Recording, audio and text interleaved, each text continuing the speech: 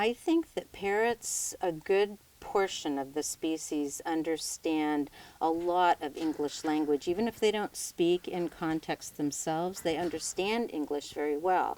And it's not unusual for them to use language appropriately in context. When I'm getting ready to leave in the morning, they'll be saying, "Bye-bye, gotta go to work, see you later." They have really surprised me. Everything from vocal, although they will learn and mimic 20 or 30 words at first, but then they'll find out what a verb is and what an adjective is, and we'll put a sentence together. I have a client who has an African gray that's just a phenomenal talker, and this bird always speaks in context. When he takes her to the vet and the vet comes in the room, Mary Beth will say, "Hi, Doc Clark, how you doing?" And he called me the other night. He had yet one more story about her, and it was about going to bed. They have a nighttime ritual where they put her in her cage and they cover her up. And as his wife was covering her up, Mary Beth said, "You better hurry, I'm really tired." I happen to have this particular bird. This is also an African gray, one of the most intelligent, but she knows I give all birds 3 strikes, and she knows every bird's name, about 50 of them out of the 100 or so that I keep. And she would say, "Mario, knock it off. Mario, I'll beat you in a minute. All right, Mario, I'm going to barbecue you." And so she would know on the 3rd time, and then Coco on his 3rd time. "All right, Coco, you're next. I'm coming to get you." My mom had an African gray at one time, and the bird learned in my mother's voice to say, "Rufus, do you want to go for a walk?" Rufus was my mother's toy poodle, who would then proceed to jump up and down in front of the front door and bark incessantly. And, this upset my mother to no end, and so unfortunately she gave the parrot up and kept the dog. The very special birds that I can tell that have the intellect enough to understand quicker, there's just 6 basic sign languages that I have to teach. Come here, give me a kiss, give me hugs, hush, quiet, step up, step up. One of the sign languages, step up, come here, give me a kiss.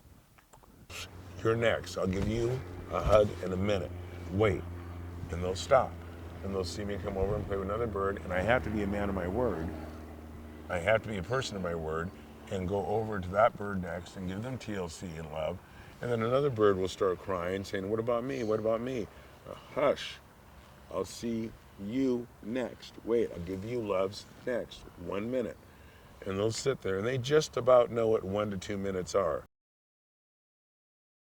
They have all the intelligence and the resourcefulness that their wild cousins have, and yet we place them into homes with caregivers who are perhaps unprepared to meet their needs. Birds get passed around 6 to 8 times in their life. I've had 3 birds come back to me that I've placed with people. "Oh, he's too loud, he bit me," yada yada.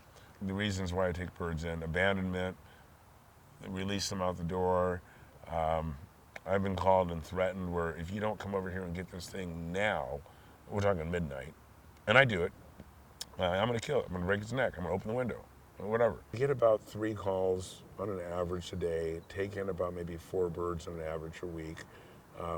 For instance, 8 birds just last night. Daily routine starts off at 4:04 in the morning or 4 o'clock in the morning. Get up early, dice fruits and veggies, fresh. My birds will not allow me to cut them at night and give it to them. They're just that spoiled. This is the salad mix that I feed my birds. Today I added some cooked beans. I added some cooked brown rice that I had cooked with some turmeric, some chopped beets, and some tofu, and some different fruits. And so that's what they're getting today. Tomorrow it will be something else. 30% of the birds that I take in on rescue have had a bad diet and have internal problems. They need large cages, they need outdoor aviaries, they need lots of toys and things to destroy, lots of different perches so they can go places in the house. All of that costs a lot of money. Veterinary care for birds costs a lot of money. And it's a lot of work too. Parrots are incredibly messy creatures, so you are constantly cleaning, as well as making toys and making sure that they have new projects to destroy every day, making sure that you get them into the shower. So it's a full-time job, really. You're not going to have much of a social life. You must have patience. You must also sacrifice. Get ready to sacrifice a lot of things in your life. They often don't get their needs met. And it's just really a tribute to their intelligence and adaptability that they are able to live happily with us, because I don't think they are particularly well suited to our living rooms. I have the opportunity to forge a relationship with an undomesticated, wildish creature that's based on trust rather than on force or, some sort of domination. And so with my birds flighted, I can teach them to fly to my hand. So I can call my African gray Marco. I'll say, Marco, fly here. She flies to my hand. And I'm well aware of the fact that she could do anything else she wanted to. Marco, can you come here? Marco, fly here. Not interested today, huh? What about you, Susie?